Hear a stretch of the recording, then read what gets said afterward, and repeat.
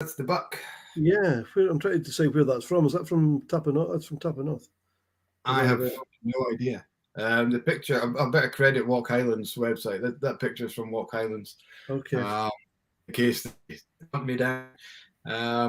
So good evening, everyone. Welcome along to tonight's of our Blether. Something a little bit different today.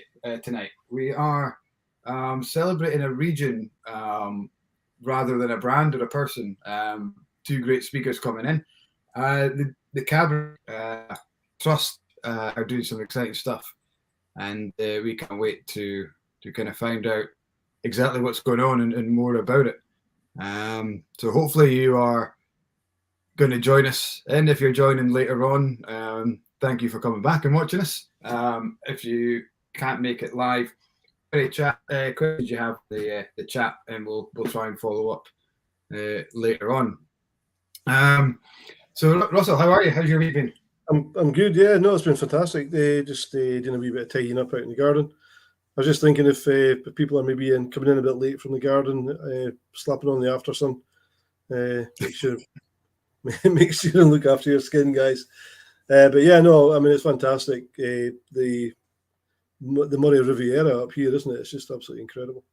It's meta. We're just talking in the green room, as it were, beforehand. It seems like we're really getting the best of it in the northeast, for sure, which is incredible. Yeah, and the fields are looking fantastic. All the barley and just stunning. Yeah, when we spoke to Rachel yesterday, Rachel was saying, so Rachel Barry, distiller and blender at Brown-Forman, this is her favourite time in Aberdeenshire for the smells. And at the time, I was driving past a field that had just been spread. I don't know what part of Aberdeen you're driving through, but it doesn't smell good here at all. It was. Up his hairs on your chest, mate. Your nose, yeah. That was incredible. So we've got Dave joining on YouTube. Good evening, Dave. He's gone for a Gordon MacPhail Altmore, one of the Discovery range, maybe. They have the Discovery guys range of Gordon MacPhail. Just launched 14-year-old Glenlivet, just came into the shop today. So former Chivas, about 4 Chivas very soon as well. With one of our guests, Jeremy's over in Norway watching on Facebook. He said no suntan lotion needed here again. So over in Norway, they're not quite getting the. You don't want too much sun in Norway though, because there's lots of fjords that you don't want to disappear. You don't want to be melted. Well, not the fjords, more the the other things. The glaciers. The glaciers. The other things, yeah. My head went completely blank there. Yeah. I you with a Harry Potter mug, Russell. Are you abstaining from the drink? I've got a cup of coffee. I popped down to the Co-op yesterday and got myself a nice bottle of Campbellton Harbour for £25, and I hit it a wee bit too hard last night. So I'm just taking it easy tonight. So I've got a cup of coffee with me tonight. Oh, good stuff. I've gone for another Aberdeenshire guy, a little brown dog, and they're Tormore. So sticking with the former Chivas theme, Tormore 2009 in the Tokaji cask. There we go. That's a mouthful for you. So a lovely little Tormore, obviously used quite a lot recently for the buy over there. Exciting stuff happening over there. And talking about exciting stuff happening, let's bring our guests on. We have Jonathan Christie and Alan Winchester from the Cabrach Trust, who are going to join us hopefully seamlessly. There we go. Good evening, guys. How are you? Good evening. You both well? Very well. Yeah. Living the dream. Living the dream. You've been in the sun as well, Alan. You seem a bit rosy around the cheeks. Yeah, that's just been cycling up and down to the Cabrach because I've been. The weather's been mixed over on the west coast. I was over in the Torridon National Trust estate doing some archaeological digging and illicit stills and things like that. So yeah. Yeah, likewise up at Inverharrick, it's been just a stunning day. today, just piercing blue skies, and unfortunately being chained to the computer screen for most of it. Not so good. Not so good. It's maybe here for a couple of days yet, so hopefully we'll get out the weekend and enjoy some Aberdeenshire sun, first time and record. Before we go straight into winter next week. So, really, guys, as always, what we want to find out is a little bit about yourselves. Where your kind of background is, what you're going to be focusing on as part of the Cabrach Trust and this really exciting new project on the historic distillery. So slightly for culture at home, we're going to talk a little less about Jonathan and Alan, although there's probably going to be loads of questions for you guys, but more about what's happening, because I really think we need to focus on what's going on in the region. Such a beautiful region, such a historic kind of part of Scottish history, from the illicit distilling and our agriculture, and of course what happened when they all left for the First World War. And so, I was reading up about the Cabrach, and it's been described as the largest war memorial in the world due to the condition it was left when the kind of farmers went off, believing the hype to be back in 2 weeks. Sadly, it didn't happen. So lots to talk about, lots to kind of delve into, and I dare say an hour is probably not going to be enough for a one-off session. But we'll see where it goes. And so we'll start with Jonathan. What's your role at the trust there? I mean, I think you've summed up the Cabrach in a really beautiful way, because it is an incredible area and it does have a history that is quite unparalleled.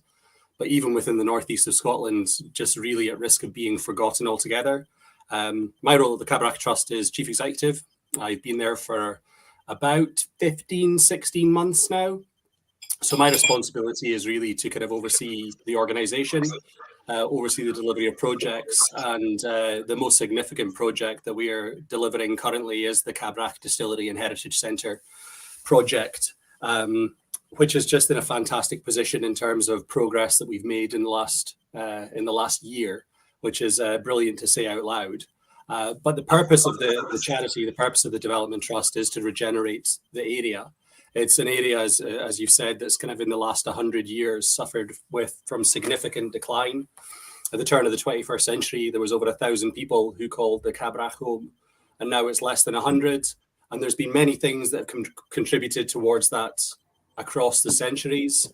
The Cabrach has been famous for many different things at many different points in history. It was the kind of the hunting forests of kings and queens. It was then a stronghold for Jacobites. We then saw the impact of the First and Second World War in terms of working men and boys who went off to battle and never returned. And as you say, now kind of recognised as one of the largest war graves and war memorials in the whole of the UK in terms of the per capita loss during the First and Second World Wars. And again, like in many rural communities, like many island communities, you've got a place that once supported hundreds of families in small crofts via subsistence living. Small crofts became small farms, became medium farms, became large farms, sporting estates, and a land that supported hundreds of families only supported a very few. So there's been this steady state of decline across the area, certainly quite extreme in the last 100 years. And the trust was set up to do something about that. The Cabrach Distillery and Heritage Centre is a major part of that puzzle.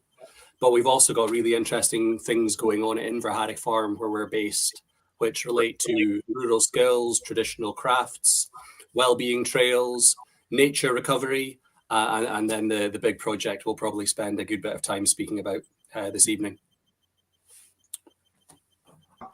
So quite interesting, quite exciting. And how did you get? Well, before we come back to how you got involved, Alan, how are you? Welcome along. Thanks for joining us. Thanks for the invite. Yeah. Not at all. Not at all. Do you want to give us a little bit of your background for the guys at home who may not know? We tend to have whiskey followers watching, so they'll have an inkling about your background.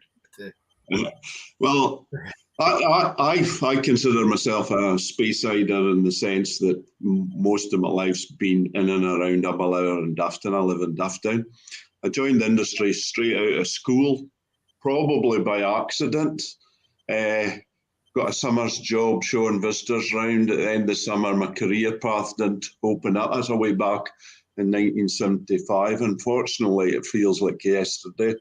Got a job from there, and but never looked back. I did think of joining the police at one point. My father was a policeman, and it was the only time my father ever gave me a bit of advice. He says, "No, stick where you are. I think you've a better life there." And the rest, in a sense, is history. I've been involved in a lot of exciting projects over the year. I'm very proud of being a master distiller.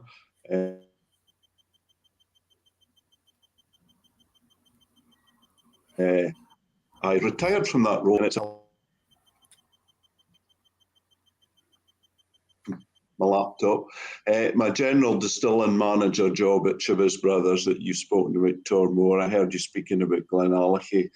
Great distilleries, unspoken distilleries, but now getting a big push in a sense that they changed owners. Billy's done a lot with Glenallachie. He's taken some fantastic Glenallachie spirit. I'm speaking about somebody else. You asked me to speak about myself, but that's as far as the industry is. It's interconnected. You know, you've worked with folk and things like that. Now, I retired 4 years ago, and I was asked if I would do a little bit of advising to the Cabrach Distillery project. And when I saw that, I thought, you know, this is maybe something for me to give something back. I like the idea. I like the aims of the trust that Jonathan's spoken about. And I thought, well, it's only 8 miles from the house. This is something I'm interested in. And also, I think that the aims of the trust and what we hope to achieve in the future speaks very well to helping the Cabrach in a sense that everybody knows about the Cabrach. You know, everybody goes for a Sunday run and says, "Oh yeah, look at that and that." But it's a wonderful place, and I think this is the start of something great in the Cabrach. Absolutely. I think a lot of people probably got introduced to the Cabrach. I don't know if it's still on the go now with the Cabrach radio. Yeah, have you been approached that? Have you approached them to maybe do a wee piece of Yeah, well, we certainly can understand. Last year we followed him closely when he did his sponsored bike run, so we're hoping he'll do a sponsored bike run up to the Cabrach, up to Inverharrick. Yeah. I know. I mean, the following that they have on Cabaret Radio is absolutely amazing, and I play football with the star of the show occasionally when I'm not injured, and a great lad, but you wouldn't know the persona that he has when he's doing Cabrach Radio versus him when he's just playing footy with you and having a news. He just turns the character on, and it's absolutely hilarious. It's superb.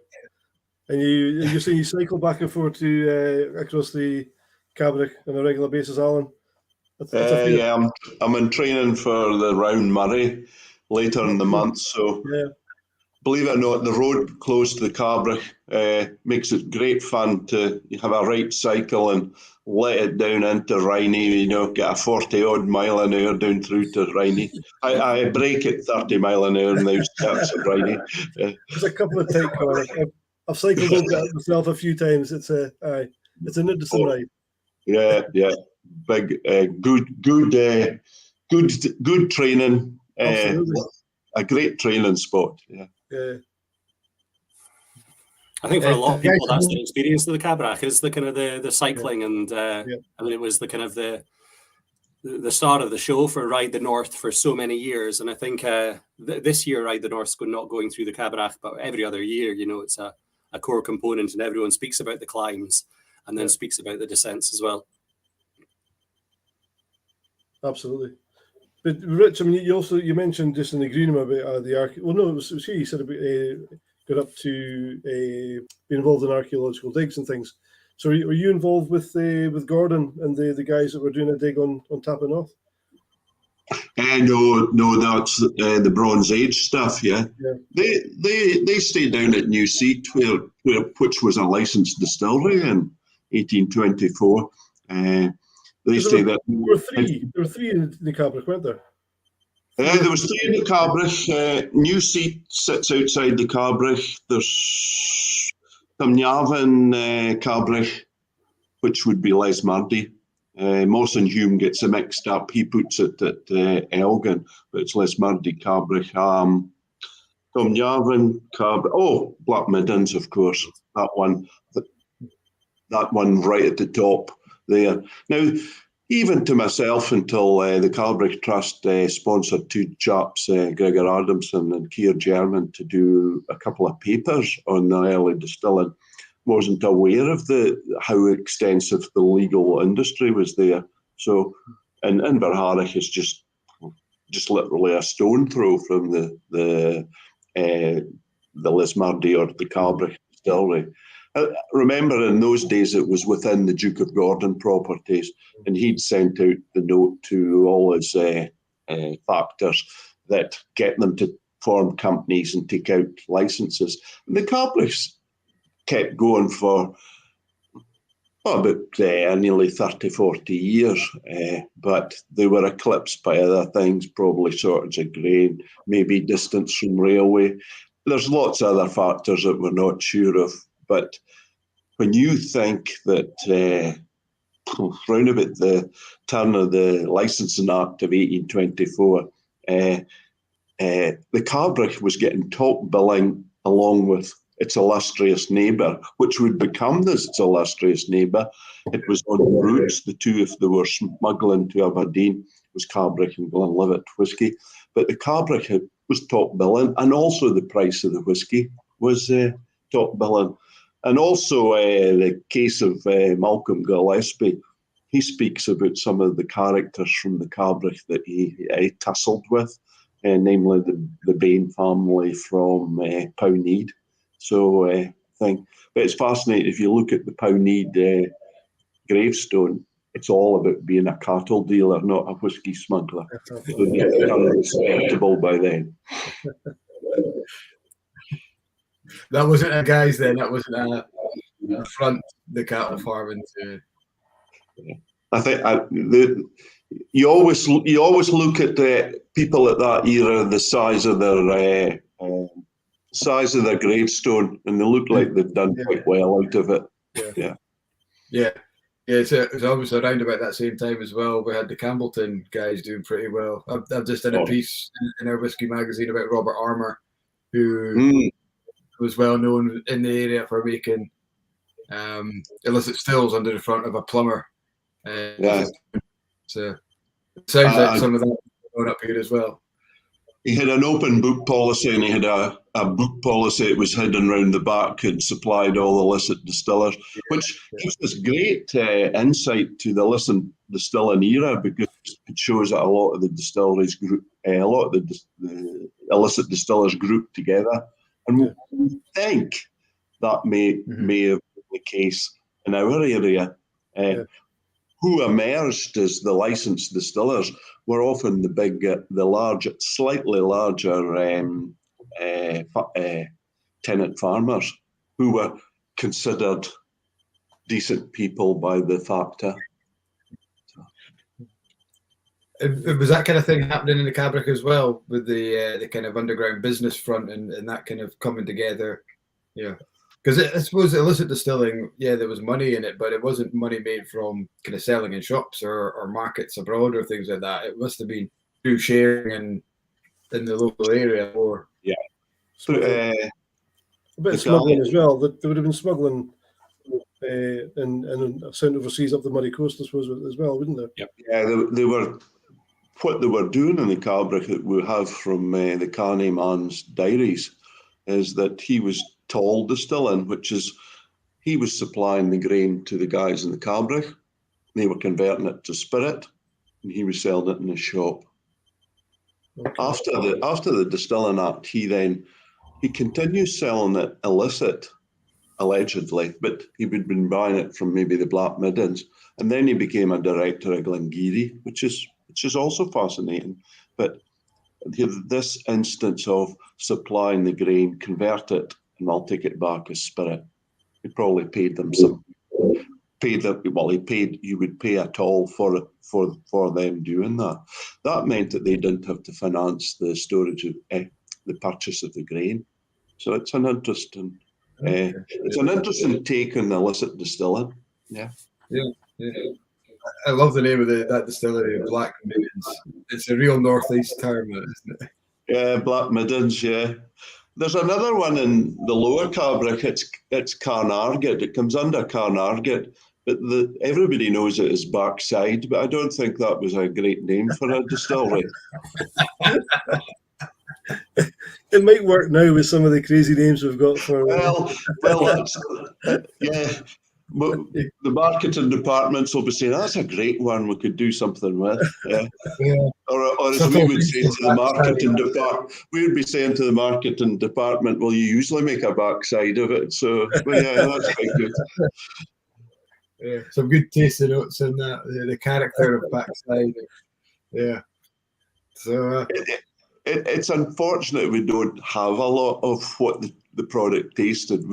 We get lots of these terms that the staff from the Cabrach had that true contraband gout, it was smooth as milk. And that's fascinating. Yeah, absolutely. And so is that what we want to talk about distillery? And I'm sure a lot of the guys at home are kind of watching to find out about what's happening. Is it the plan to kind of recreate some of those characters of the classic distilleries, or are you looking at something that you can call your own? It's going to be unique to a new flavour as such. Yeah, I think.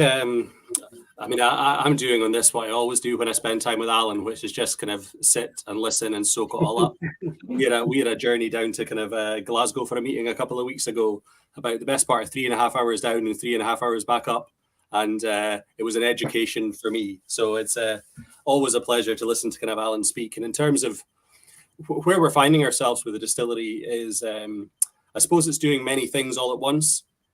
We are striving very, very hard to stay very true to the history that we know of within the Cabrach in terms of both its illicit and legal distilling past and heritage. Black Middens is a good example. The Cabrach Trust was part of commissioning the excavations of Black Middens 3 summers ago now to understand how that distillery might have operated back in the day. And some of the findings from that dig have directly informed what we've done in terms of our distillery design, plant fit out and layout as well.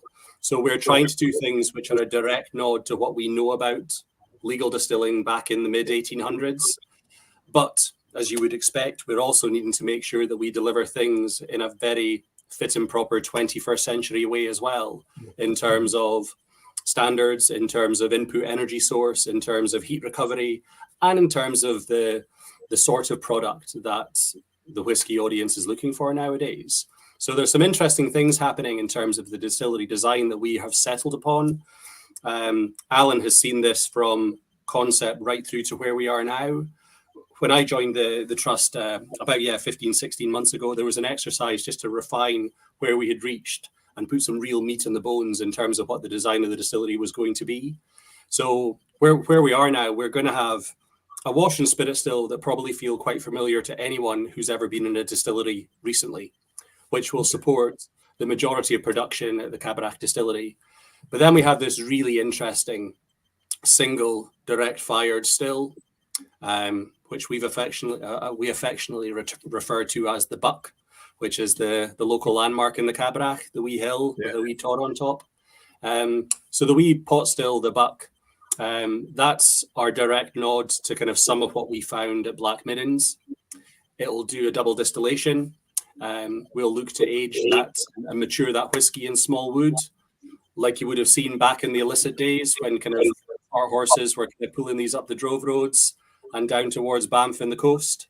So there's parts of the plant that are a direct nod to kind of the Cabrach's legal and illicit distilling past.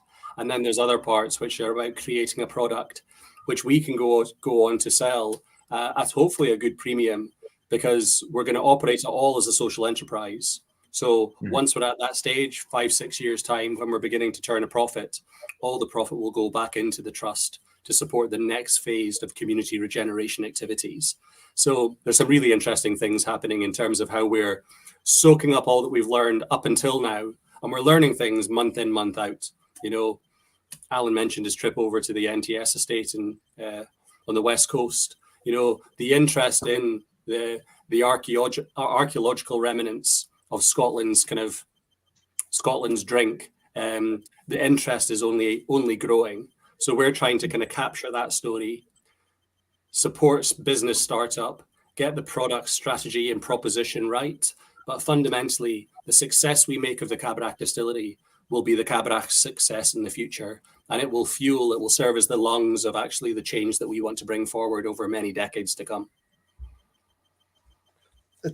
It's interesting for a distillery to be the focus of that. I mean, Rassie is doing almost the same in terms of be able to keep people on the island, offer employment. A lot of the younger people are now working, and it's a fantastic thing to be able to do that. I'm thinking back to one of the kind of nearby projects a few years ago at Archeolink beside Inch, which sadly kind of didn't work, and I suppose it probably didn't have enough of a pool just as a tourist kind of place.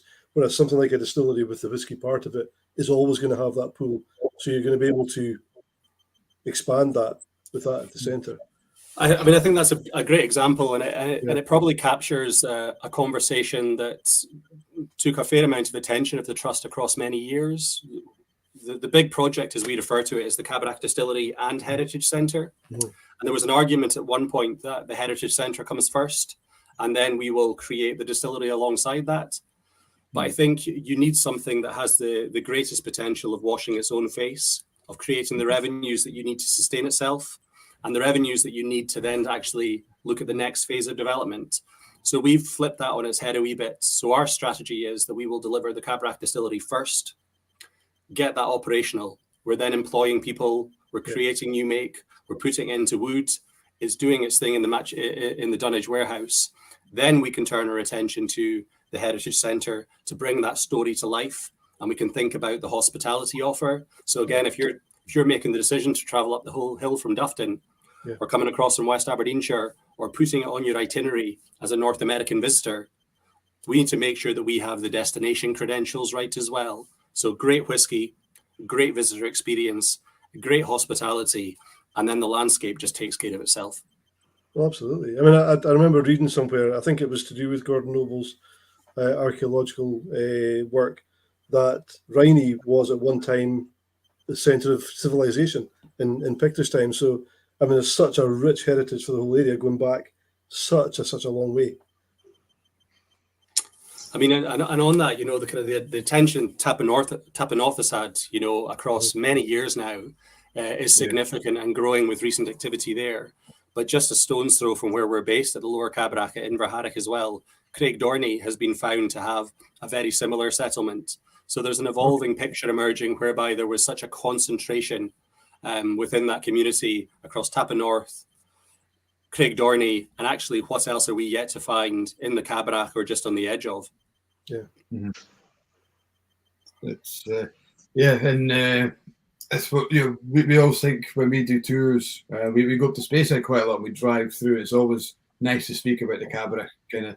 And you come over the hill just before Dufton, and you can see on the left you've got that really kind of barren heather, kind of bog land, peatland, and then on the right it's quite green and quite lush. And you like to just on a line saying, right, that's a Cabaret, and that's, I suppose it would be Gordon on the right hand side, the other side. And it's visually you can almost say, right, there's the Cabaret, and it's great for getting to see it. And the other place we always like to try and get to is go up and see Wilma at the Grouse Inn. Have they been involved in the plan as well? Because that's kind of an institution in itself as well there. Oh my goodness, the Grouse is an absolute institution, and a great shame. You know, I think for notwithstanding the pandemic, this is the first year that they've not kind of like fully opened in a very, very long time. But I think an important part of kind of like how the trust is governed is that, we're community owned. So I'm accountable to a board of trustees. The board of trustees are drawn from the trust membership. The trust membership is individuals from the communities of the Cabrach, Glass, Lumsden, Riney and Dufton. So all of our activities are led by the community that we exist to serve. And that's a significant part. So Wilma and her daughter, they're kind of active supporters of ours. Most of the residents of the Cabrach are active supporters of ours. We draw members from communities. But the other fascinating thing about the Cabrach is just how far and wide that diaspora goes. We've got people who stay in touch with us from Canada, New Zealand, Australia, Europe, who all share a connection with the Cabrach, mostly through family, but sometimes through work, or just having developed a deep affection for the place across many years of visiting. So that community, whether it's Wilma at the Grouse or anyone else from the area, they're our membership, they're our governance structure. Right. That's the group that have set us on this course and set us on this direction. Super. Yeah, I can't wait to get back into the Cabrach and up the Grouse and see you guys. I think it's a great part of the area for us, certainly on the whiskey tour side of things, not just whiskey, but kind of the other tour groups who are involved in history or scenery and all that. I think it's going to be absolutely incredible. Alan, are you going to be, are you continuing the process when the distillery is open? Are you going to be hands-on in the distillery working away as well? Don't know. I expect expect Jonathan, if he wants me there to give him a hand, I'll be certainly there, and I certainly will keep keeping we'll be keeping a proud eye on what will be achieved at the Cabaret, which I'm sure is going to be something special. And again, as I said, as Jonathan goes on about the Cabrach Trust, I think it's all for the right reasons, and I that's what I support with this project as well. Yeah. I'm also nosy. It's only 8.5 miles away, so I'll be around looking in the window. So it's even better to be involved in it as well. Absolutely. I mean, I think the other thing there that's kind of really interesting, and Alan might disagree, but I think the speed at which things have been happening in the last 12 months it's almost happening in real time. We've by good planning or good fortune, we secured some really important funders in the spring, summer last year, which allowed us to kind of really kick into gear a whole series of events that have just kind of not been completely unrelenting since then, from appointing a design team who get the brief, who get the project, who get the vision that we have, who then understand the site that we have at Inverharrick, which is absolutely stunning, but not massively practical from the point of view of kind of creating a potentially significant visitor destination, because it sits in this in the middle of a field in a high promontory in the lower Cabrach basin. So looks like a postcard, but how do you get heavy goods vehicles in there? How do you get coaches in there? How do you get cars in there? Let alone July. What about February? So we've had all these kind of puzzles to unpick. Which has required a good level of resolve and creative thinking. And then you start looking at the building that we're going to have the distillery in.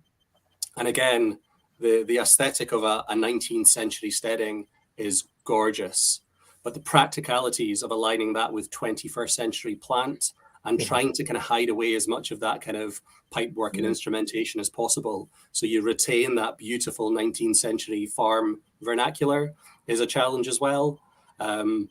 So that's been really interesting to see, but it's been happening in real time, to the point where, we reached a big milestone in March this year when we appointed the first contract to create the junction with the A road, to create a new access road, to excavate from the hillside, the parking infrastructure, the turning head for vehicles to be able to access the site. And then no sooner had that contract finished, we were then getting stuck into looking at the buildings and peeling back layers of plaster and grime and the rest of the muck that exists in a 19th century steading, and then working out actually how we make this building good for the next 100 years of life. And every step of that process has been fascinating. Mm-hmm. I suppose it's important of making it edible, but not taking away from that remoteness as well. It's a very fine line there that needs to be balanced. Yeah, and it's an interesting one as well, and I probably kind of reflect upon this quite often because our trustees are our membership, our kind of accountability.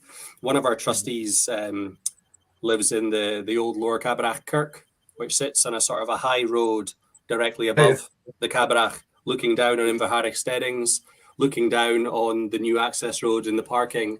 So I've had great conversations with him because he moved to the area for the special nature and the special remoteness of it, and where he used to overlook the 19th century in its old state when it looked a wee bit dilapidated, with a couple of rusty outbuildings outside and the pastures rolling up over the hill and down the other side towards the grouse. That's changed in recent months, but that's also given us real resolve to make sure that the changes that we're bringing forward at the Cabrach are done in sympathy with the natural environment, the nature of the place. So where there is a new access road, we're working hard to green that back into the landscape as quickly as possible. We're trying to avoid using kind of like heavy modern materials as well. So the car park area, as opposed to being, this kind of black sweep of tarmac, it's a kind of an aggregate crush, which will kind of weather with the seasons. Lots of planting, getting the stock-proof fencing lines back up so you can still feel that there's a working farm surrounding the Distillery and Heritage Centre. But it is a careful balance.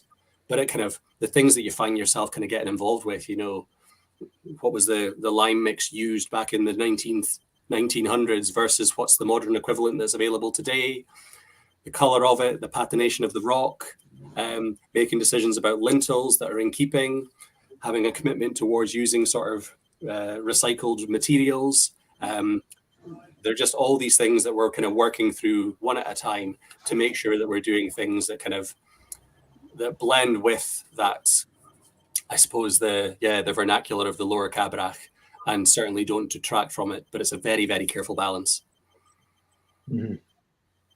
Nice. Sounds all really exciting, really good fun. Yeah, sorry, we asked.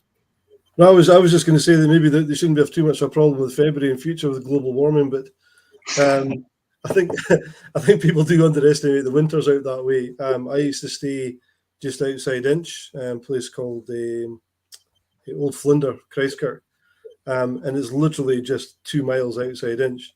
And my wife and I were snowed in there a couple of times when there was no snow in the actual town of Inch itself, and where we were is much lower than where the Cabrach is. So I guess there's a bit of an issue there for that time of year. So how do you think you'll be able to cope with the deep snow, the really heavy stuff that comes along when it comes? I mean, I think it's a factor for sure. We sit probably just under 1,000 feet up, and we do have an A road that's very close by, and Murray Council do their best to keep it clear. All credits to them.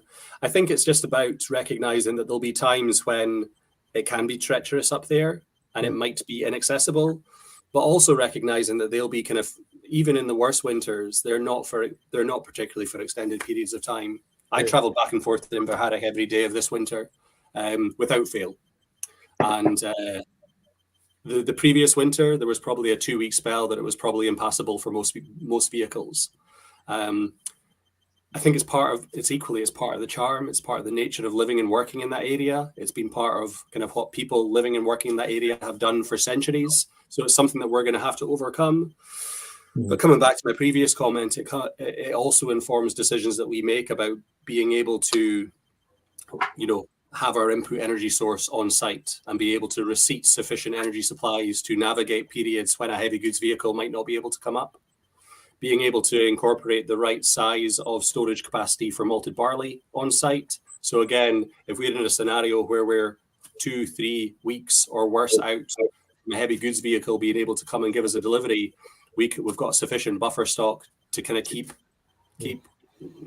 grinding and mashing and making new make. So again, we're just recognizing what limitations might be, but also putting in the mitigation that we can, recognizing the environment. And then I get quite romantic, and I think, that's part of the Cabrach, man. Well, I was just thinking, I can definitely think of worse places to get locked in. Is this? Are we talking the highest distillery in Scotland now? Then? No. It sits round about the 1,000 foot. Dalwhinnie and Breval top that at about 1,200. About 1,200, so not far away then. Black Middens was quite high at about 1,300 feet. Okay. Don't ask me what that is in meters. I think I have to divide it by 3. Yeah, roughly times it, divided by 3 or whatever. Yeah. Another thing, we won't be doing the old practice of giving the snow plough drivers a dram at the. I was waiting for you to start the dramming again. Yeah. Which they used to do, but obviously it wasn't the driver that got it, Indeed.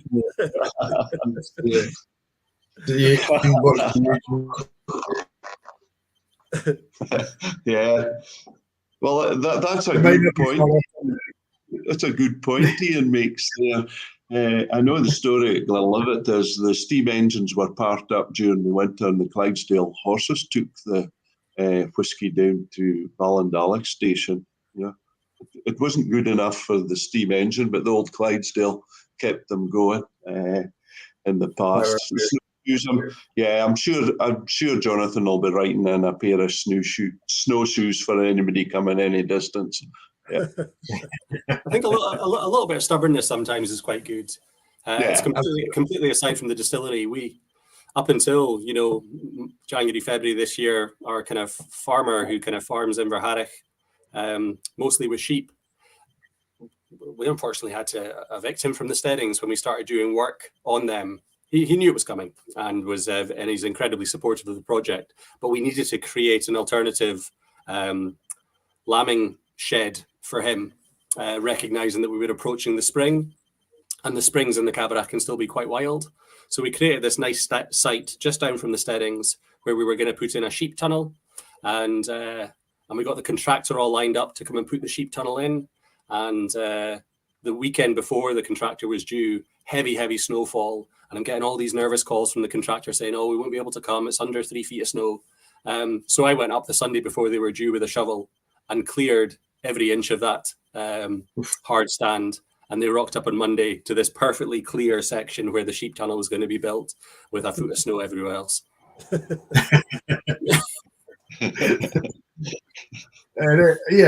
suppose there's that to it, isn't it? It's something we've all lost as a society, is the ability to dig in and do the work yourselves. Don't rely on the council to come and do it. If you want the snow clear, just get your snowshoes on and do it. So hopefully that community kind of side of things will really pull that through. I don't know if you noticed, Jonathan, Tobias over in Germany, ever efficient with the exact meterage of 1,300 feet, 396 there.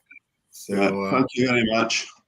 I was trying to work out where his pot stills are in his background, but I would imagine they're an Isla. Is that I might be wrong. Let us know, Tobias, what stills are in your. Where are you? Yeah. You talk about the community spirit and people digging in. I mean, you'll get no shortage of people. There's two things that people are quite happy to clear snow for. One is to get a sporting event on, and the other one's to get alcohol. And, I was born and brought up in the Highlands in a place called Scatwell in Strathconan, and the pub was 6 miles up the glen. And we were always sent out as kids when we'd family up at New Year. We were always sent out to clear the snow to get up to the top of the road, and then we'd get the car that far, and then you'd sit and wait for the snowplow and follow it all the way up to the pub. Oh yeah, probably similar stories getting to the grouse, I'm sure. That is a fascinating area, Strathconan, because of its illicit distilling past. I think they've recorded nearly the local heritage group has recorded about 60 illicit stills up there. 60. It's like the Cabrach, that same sort of area had developed as illicit distilling. Because our distillery wasn't the 1824 Act, it was a wee bit later, but there's a phenomenal history up there as well. I'll need to look a bit more into that. I wasn't so familiar with that, but there's a Droven road goes right across to the Torridon area. So, and the Droven roads, like the Cabrach, the assembly of the cattle to take them to the markets, are often the same routes that the whisky comes in and out with. Yeah. That's right. There's a fascinating statistical, the first statistical account, the minister for Strathconnell wasn't one of those fervent teetotalers, and he wrote a little rhyme, and it's something about the men passing by taking the whisky. And this is the same story in the Cabrach, taking the whisky. The lowland, we call the lowlands Lower Aberdeenshire, because in this sense it's lowland compared to what we are, and taking the whisky and the cattle assembling and then taking it down through the passes to the south. Yeah, so a lot of interconnection there. Yeah, I think one of just on that one, one of the really interesting things that I came across. Actually, it was the first time I met Alan. Actually, is just seeing some of these illicit sites in context with the landscape. So it must have been in late spring last year when Alan, myself, and a couple of others met in the Upper Cabarach and went for a walk just in the shadow of the Buck, and to an illicit still site, which kind of Alan and a colleague of his had discovered previously as well. And it's the interpretation of the landscape, the proximity, the Drove Road. I think it's the Drove Road between the Cabarach and Glenbucket. Is that right, Alan? That's right, Jonathan. And you can spot the kind of like the areas which would have been earmarked to kind of keep an eye out for the excise men. And then you look at these kind of just discrete burns that look like they would lead to nothing, and you kind of take a walk up them and they open up, and then you see how the landscape is so well suited to actually concealing the operation that was happening behind it, how banks were built up, how areas were cleared, and then the remains of some of the sites as well, and seeing them firsthand. And imagining that operating back in the day, but under kind of that sort of under that watching brief from somebody on the hill, for fear of being caught, for fear of having to quickly pack up and move on. It's kind of incredible. And the concentration of activity like that in the Cabarach, absolutely massive, like other areas in Scotland. Very cool. And so we've kind of talked about the distillery getting built up. Do you know what kind of character you're going for? Are you allowed to say? Are we going to go peaty, or because that assume back in those days that would have been the kind of character they had back then? It would have been the source of fuel. Are you allowed to talk about the kind of whiskey kind of stuff going for? I think so. Yes, absolutely. Yeah. Couple of drams in, we'll speak about anything. Come on. That's a tricky, see. My career has been trying to make one thing and end up making something else. You then spend ages scratching your head. How did I make it so good that time?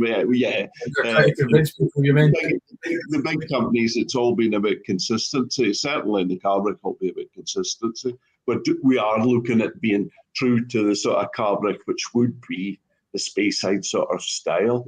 But yes, Pete, but again, I think Jonathan will back me up here. This is something that we've been speaking about that has to be sustainable, has to meet lots of things about that.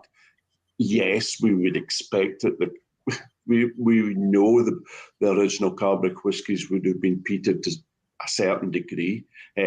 As in Speyside, the peating, I think the peating in Speyside accentuates the sweetness quite a bit, which is fascinating.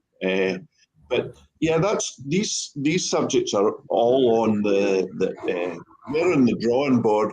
But yeah, we're wanting to make something that's Speyside in style, probably ringing up the sweetness of it, and we've spoken about the peat, and that's that's the work in progress that we're discussing just now. And I think the beauty of the distillery that's been planned is small scale. So we will probably be allowed to use that as an artist's canvas to maybe play with certain things like that. Jonathan spoke about how we're going to play with the buck whiskey and put it in small casks. And as Jonathan said, the two distillations in the one still, which we believe in the Cabrach was one of the ways that they were attracted into the 1824 distilling act, was that they were allowed to use one still, though the law said two. So the archaeological dig at Blackmins appeared to point to one still. So that's the sort of things that we will be playing with. I have a question for you, Alan. Just talking about peat and sustainability, but I just discovered recently we've got a Swedish whiskey in the shop, and it's lightly smoked by using juniper bush. Yes. To burn. Was that kind of practice ever done in Scotland?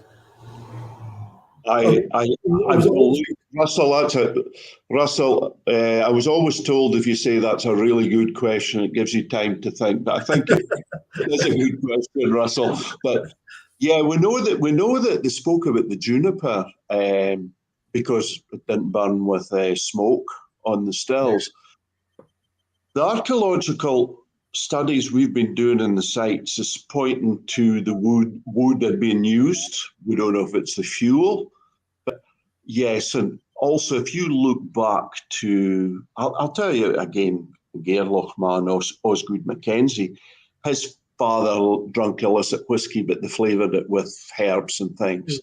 And it's definitely something that the old distillers did at a point until probably they refined their distillation techniques to become nearer the whiskey that we know now without that help. But, probably some of the illicit distilled whiskies probably had botanicals in them that would make it similar, something like rum or something like that. And then we know around about 250 years ago, they were drinking toddy quite a degree as they got sugar got sugar into the country. So they drank toddies, which we still do. We've got a cold, Yeah. I think Martin used juniper bush to burn to heat the still because of that. It didn't have that giveaway smoke, Yes. I think Martin is an old Scots word for juniper or something like that. It's a connection. That's right. The tomatin is the Gaelic influence, which is the word of juniper. Oh, yeah. Again, another part of the country has got a lot of good illicit distilling traditions up and down the Findhorn. I'm not sure about the smoking of the whiskey though. Certainly, Bill Owens, who formed the distilled spirits for the craft distillers in America, he sent me a book a few years ago, and it was 99 ways to smoke your whiskey. So so you could use beechwood, you could use certain woods, etc. It's probably you could smoke it with burnt rubber, to get that real sulphury note. But these sort of things were looked at. And in terms of kind of warehousing and storage, what's the idea? I would imagine in the Stedin it's going to be a Dunwich style warehouse. Have you got as far as casks in mind, or where you're sourcing casks from and all that? Yeah, I mean, as Alan says, we've been in the midst of kind of just making decisions and thinking about strategies on various things in real time over the last few months. So we've got what feels like a really good set of maturation policies in place in terms of the wood profile we plan on using for the main Cabrach single malt, and then some of the wood that we might use for some of the specials, the limited runs that we might do through the buck. Small still going into small wood, potentially for quite a short maturation, but actually what will we be able to achieve with that?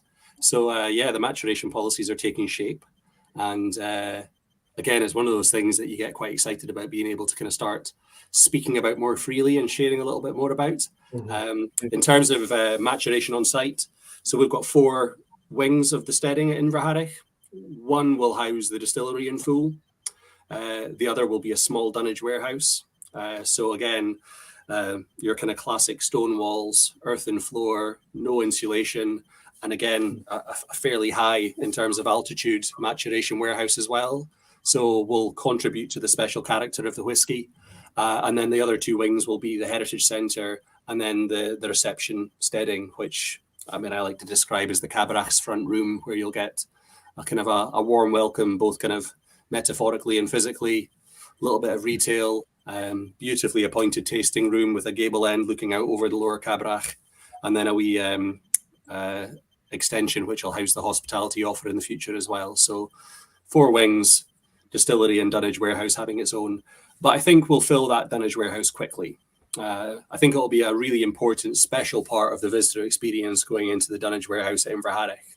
But again, as part of the regeneration vision that we have and about consolidating as much permanent skilled employment in the area, we have probably in the medium to long term the plan to create further warehousing on site, potentially not of the 19th century vernacular though, maybe more utilitarian with potential to hold a higher volume, but still kind of deliver our maturation needs on site.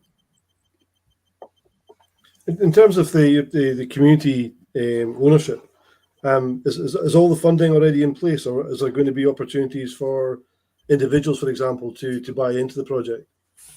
Yeah, so we've got 2 fascinating conundrums with this project. One is the kind of the front end capital needed, for the build itself. And then we have the conundrum of the first 5 years of operating the distillery, when unless you have a kind of a well-diversified product line and looking to do something that you can bring to market very, very young, such as a gin or a botanical spirit or something else, you kind of need to box really clever in terms of your working capital requirements. So we've done incredibly well with the capital costs. But in equal measure, we're managing that from 1 month to the next as supply chains become a little bit more complicated, cost of fuel going up, having knock-on effects in terms of your trades, in terms of your materials. So where we're kind of in quite a good position from a capital point of view, it's a little bit of a movable feast until we've got it licked and finished. The working capital side of things is an interesting one. We've got some really good instruments that we have in mind to generate working capital. And one of them, kind of like linked to your question, Russell, would be, we haven't quite settled upon how we're going to describe this, how we're going to articulate the offer, but many other distilleries would do a founders club. So essentially we're going to take, the parts of the founders club that are tried and tested elsewhere, but make sure that we have a package that speaks to who we are and what we are doing, the social purpose that sits behind what we're doing, and the very special, scarce product that will kind of derive from the distillery in years to come. So don't know what we're calling it yet, but there'll be that opportunity for people to be part of the journey from the word go, come up and see it when they want, have special access to different things. So that's probably a prime example of kind of how we want to kind of begin to sort of build our audience, but definitely want people to feel part of this project beyond the membership of the Cabrach Trust. Yeah. And how do people find out? Where can people go to find out about the Cabrach Trust, what you're doing? Websites? Is it an office they can visit? Or oh goodness, they can visit me at the office at Inverharich any day of the week. I am there all the time. They'll have to cycle up or come up on horseback. They'll get a cup of tea if they cycle up. And I think that Alan will say this as well. Our whole sort of methodology, it should be sort of doors open. So I get every week someone knocking on the door and saying hello, having a cup of tea, asking if they can have a quick look around on site. So from that point of view, welcome anyone. In terms of sort of the digital platforms, we've got the Cabrach Trust website. We've got social channels for the Cabrach Trust, Instagram, Twitter, Facebook, LinkedIn. And again, all those online communities are growing month in, month out as I think most significantly, as our plans have moved from planning and the drawing board to implementation, it's capturing hearts and minds, and people are just getting interested in it because they're seeing change happening before their eyes. So yeah, website, social channels, and yeah, knocking on the door the good old-fashioned way. Well, are you going to be? I'm assuming here. Are you going to be class yourself as a Speyside distillery, or are you going to be Highlands? Yeah, I think true to what Alan said about the spirit character we're aspiring towards, we're viewing ourselves as kind of being part of that Speyside family and that Speyside community. The Cabaret can feel like that distant place up the hill. It's 7 miles up the hill from Dufton, which is the global single malt capital of the world. Yeah, it makes sense. As I'm a big believer that Aberdeenshire have its own whiskey region. I think we're different enough and we're populated enough with distilleries, and you might just sneak into that side of things. But yeah, another couple of distilleries built in just of a new Cabrach region. Yeah, the Cabrach region. Yeah, absolutely.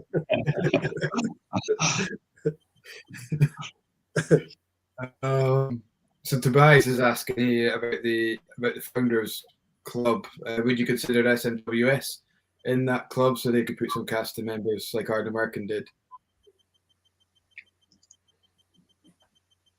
Yes. As I said, we're at that stage now where we recognize that kind of the launch of our Founders Club is not in the distant future, but we need to get the specification of that right. And it needs to kind of play the right tune to the audience that we are looking to kind of build over the months and years ahead. So we have a little bit of an open book in terms of speccing out that model.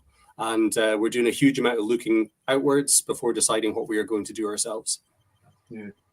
I think, was it Harris Distillery? They crowdfunded but you had to be within the postcode to buy a cask or something like that. There was some very community-based thing. So there's a host of different ideas that can be done to focus on your. It was a long distance probably to do to get a bottle, but Glenlivet is a community crowdfunded, yeah, crowdfunded as well, yeah. So what else? I mean, obviously, this, from our point of view, the distillery is proper exciting. But I mean, in terms of the area, I mean, I've got a huge long history and all things about that. What else do you plan to do within the area from a visitor point of view? Yeah, I mean, my strongest view since arriving at the Cabrach Trust is that kind of we need a holistic base for people to arrive at, a place where people feel welcomed and feel safe to come of a Sunday during the week, park their car and take in the raw beauty of the area. So where a huge amount of tension in the last 15 months or so has been on the distillery project, we've also taken forward a wider program of works, which is about the area being visitor ready. So a good example would be we own Inverhaddock Farm, which extends to about 170 acres. Okay. We took responsibility for 5 hectares of that. We put in new stock-proof boundary fencing, and we created a network of 2 kilometers of all accessible trails. We excavated 2 nature ponds, put in dipping platforms, installed a nature hide on the banks of the River Devon. We've planted about 3,000 native broadleaf trees. And what we've created with that asset is a safe place to go and walk, a place to go regardless of whether you're walking, pushing a buggy or in a wheelchair.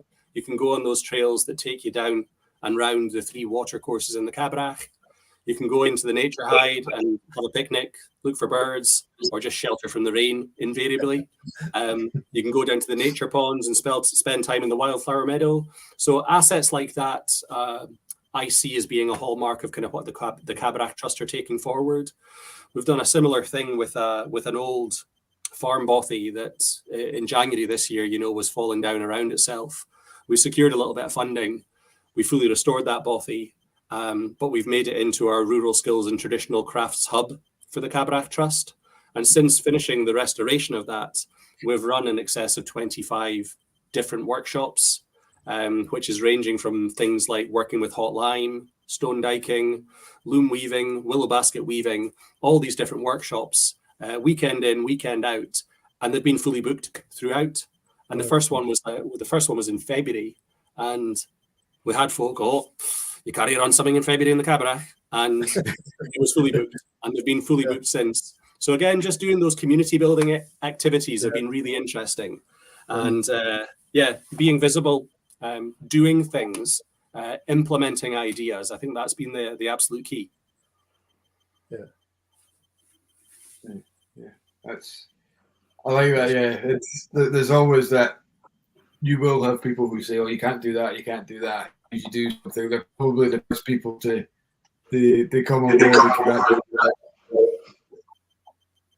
Yeah, absolutely.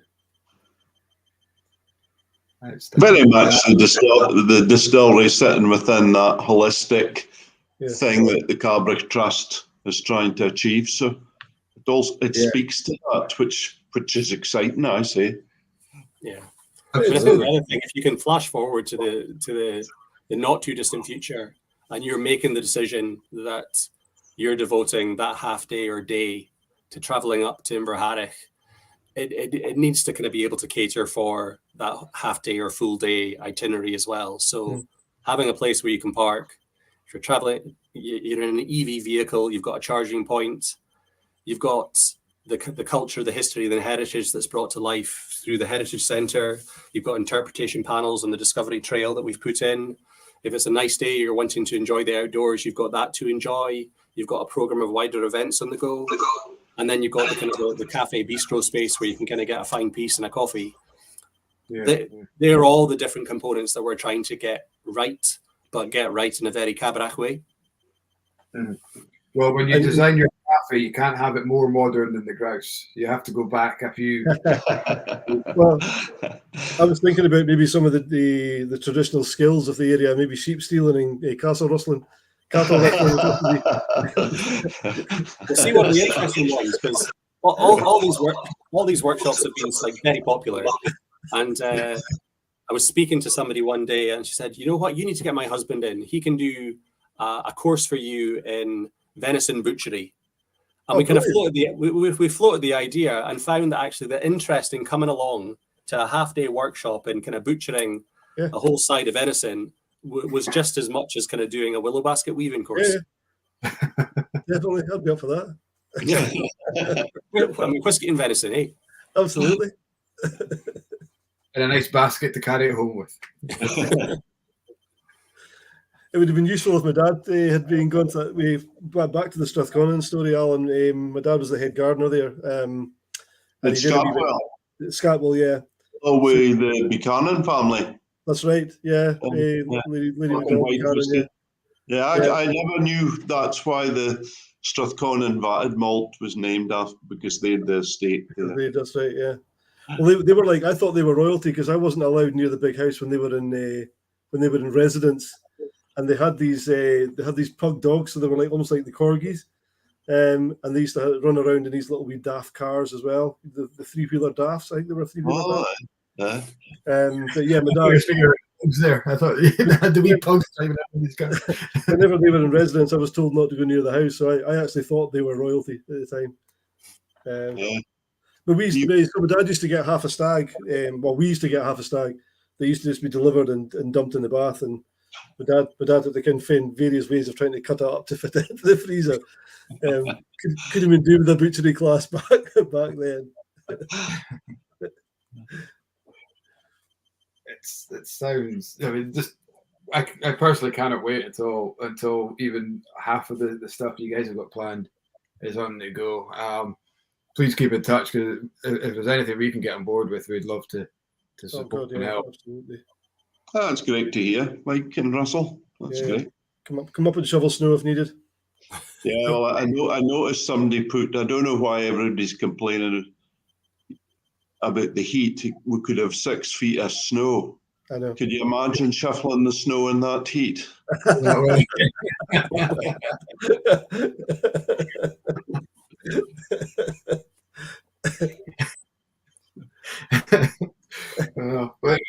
In Scotland, you could do that. You could be doing that.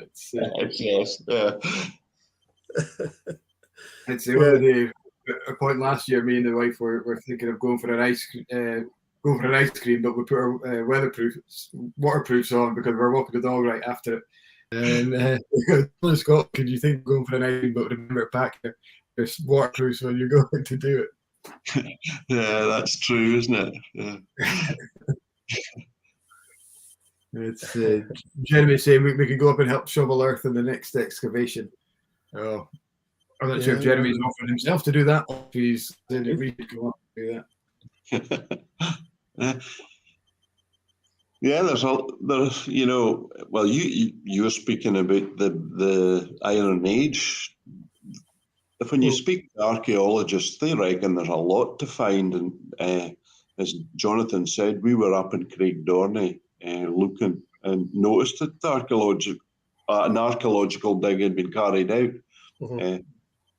We were actually looking for where Joshin Still was at the top at Craigdorney. He's a legendary character, which is just off the Cabrach. In fact, I think the excisemen stayed the night at the Grouse Inn, so they were drinking legal whiskey, of course, at the Grouse Inn at that time. That you haven't come across, they haven't come across Jocha Benihee or Jocha Tapanoth yet. No, I haven't. No, the two giants. So the legend is that they had a fight throwing stones, boulders at each other. So the boulder of Tapanoth it's got finger grooves in it, and this is one of the giants was throwing it. But Jocha Benihee kind of ran away ahead and fell asleep. He's only sleeping somewhere between Benihee and Tapanoth. And one day he's going to pick up, take his seat again at the top of Benihee. So try not to dig too deep with the giant running about the place. He must be sleeping at Clart, is he? maybe. There's a lot of history. I mean, the Battle of Harlow, close to Inverurie, the monument that's there. There's so many people from the area here who've got absolutely no idea what that monument's for, and that such a big battle actually took place. And you always expect these kind of battles to have been up near Inverness or the West Coast, or from Aberdeenshire point of view. You've got the Battle of Barra as well in the King's Seat. Just as you say, the amount of material for archaeologists is huge in this area. Oh, exactly. There you're speaking about the Roman intrusion into the area, which is so important. Yeah. We need Mel Gibson to make a film about it and give it a bit more. Mel Gibson. Yeah, maybe they do a Braveheart or a Hamlet or something, but in the story. Yeah. I think the Romans maybe got a nosebleed coming into the Cabaret.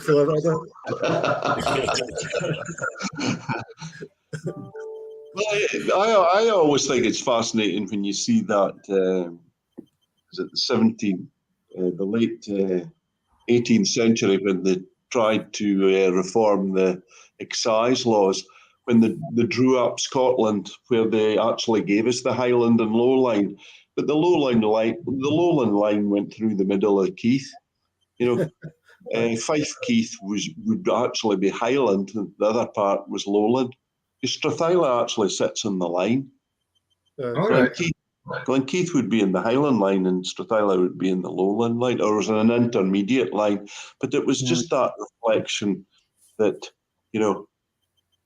this very fertile area. Well, Murray was a kingdom in itself. So that's that fascinating thing. But yeah, it even speaks to the whiskey heritage as well. Yeah, absolutely. It's incredible how kind of the history of whiskey and the history of Scotland go hand in hand in a lot of regions. Yes, all history is not an isolated incident. It's all interwoven, so it's fascinating. I heard Jonathan speaking about, I think, that the Jacobite influences, certainly in the Cabrach and the Glenlivet. It was one way of saying this to society as well. We're a remote area. We'll continue to make whiskey in defiance of you and your excise. Yeah. So that's that interaction again. And a wee bit of a grumble with Ferrantosh getting their tax-free Yes, oh yeah, well, that Strathconan boys went down and burnt the distillery, didn't they? Quite right. Imagine getting 100 years duty-free making whiskey. I know. What anyone would give for a year, let alone 100 years. But funny enough, it was only I think it was the second or third generation that really, at Forbes, which the family are still there actually, but it was about the second or third generation before they decided, hey, we could make a bob here. So. They were far too honest before that, were they? But he was rewarded for his loyalty. So that's right. Yeah. Yeah, that's fascinating as well. It's yeah. I mean, we could talk for hours on the history or the or whiskey or anything really. We think that history, that authentic part of the history, speaks so well to what we're trying to do in the Cabrach as well. You know, sponsoring the guys to do real originals research on how it crossed from illicit to legal to what happened. Yeah. What's been the biggest challenge for yourself, Alan, in coming from something as big, as kind of consistent as Glenlivet to blank canvas? This is the ethos of what we want to do, so small, so kind of unique and bespoke. What kind of challenges have you had kind of transferring that kind of experience over? Well, the challenges have probably been a positive sort of challenge to that. What Jonathan's speaking about, we're supported by a lot of great folk helping us in the journey. So I just play a part of that. You can all bounce ideas back and forward. I think for myself is the return to direct firing, trying to see what we can do in a single pot still and distillation. That's something I've often thought about. So that's actually very satisfying. At my stage in my career is maybe to have a wee bit of a play with some of these things. Yeah.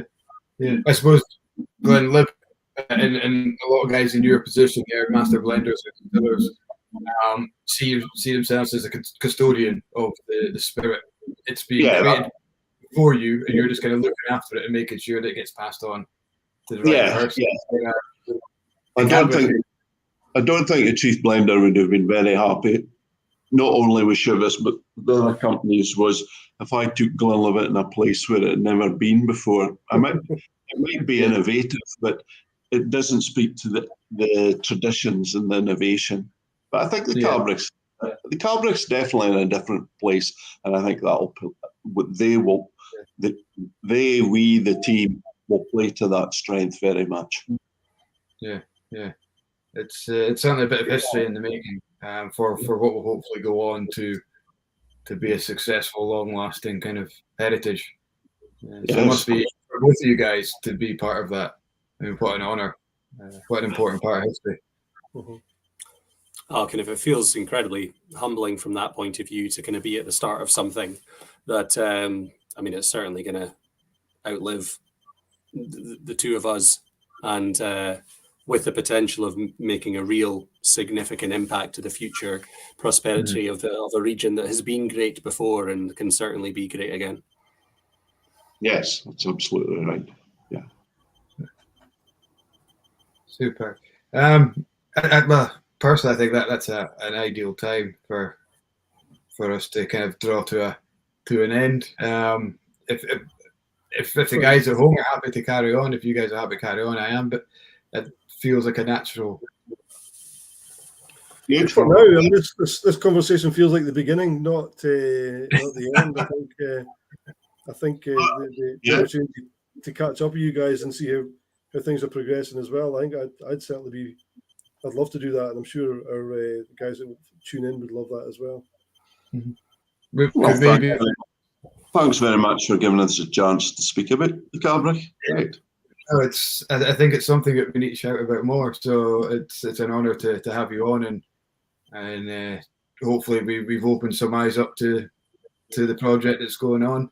And as Russell says, maybe we can continue to follow at different stages. Maybe do one of these from the distillery when more work is done. If the Cabrach signal allows, I'm not sure. It'll be better than Inveruries. It'll be better than Inveruries, Mike. Yeah. I'm in Aberherder, guys. You probably noticed with the lack of silencers and baffles and the motorbikes and cars going to be outside. It never changes. But no, like from our point of view, it would be amazing to kind of keep the conversation going. Yeah. And there's been brilliant progress in the last year. I think we're kind of we're approaching a period when it's going to be milestone after milestone, and I think you'd be very welcome to come and do the next edition from Inverharrich, to do it in the steading as we're kind of fabricating those stills and making those washbacks. Again, to come in and see those coming to life, those reborn stills coming to life. It would be brilliant to kind of have you guys in and along to see that as well. Well, that's an absolute date. That's a confirmed date. We'll definitely do that. Good. Thank you very much, guys. And for the guys at home, or who are maybe going to be watching later, feel free, pop in some questions, and we'll try and get. If Alan and Jonathan are happy enough to maybe answer some post live questions, so don't feel like you've missed out just because you're watching afterwards. To the guys watching at home, thank you very much. Thank you for your questions. Ian McAllister has just popped up there to say hello. Great experience as always. So thank you very much, Ian, for popping on. He was a former guest. About November time, I think. Ian was on. We had Juliet Buchan on watching as well. She's saying thank you as well from not too far away at Glenalky. So. Oh yes, of course. So thank you, guys. Pleasure having you on. And as I said, this is just the start of the story. So let's catch up soon. Brilliant. Thanks, guys. Bye. Thank you. Good night. Can you just stay on 2 seconds before we go live? Just a quick message to guys out there watching. So next week we're having a little bit of a break from the Blether, just a 1 week break though, so don't worry. And we'll be back on the 25th. I can't confirm who we've got then because he hasn't said yes absolutely yet, but it's likely to be Dean Jode from Murray McDavid. And then after that, we've got Gary Mills from Loch Lomond Group, so Glen Scotia and Loch Lomond. And then, very excitingly, on the 15th of September, Rachel Barry is going to join us, our local Quine. So she's going to come on for a Blether as well. So some interesting chats coming up again, guys. But next week, take a day off. Go and cut the grass or something next week instead. And we'll see you in a couple of weeks. Next week, and everyone will be wishing they were inside watching the Blether. I know. That's really good. Okay, anyway, good night, guys. We'll see you again soon. Good night. Good night.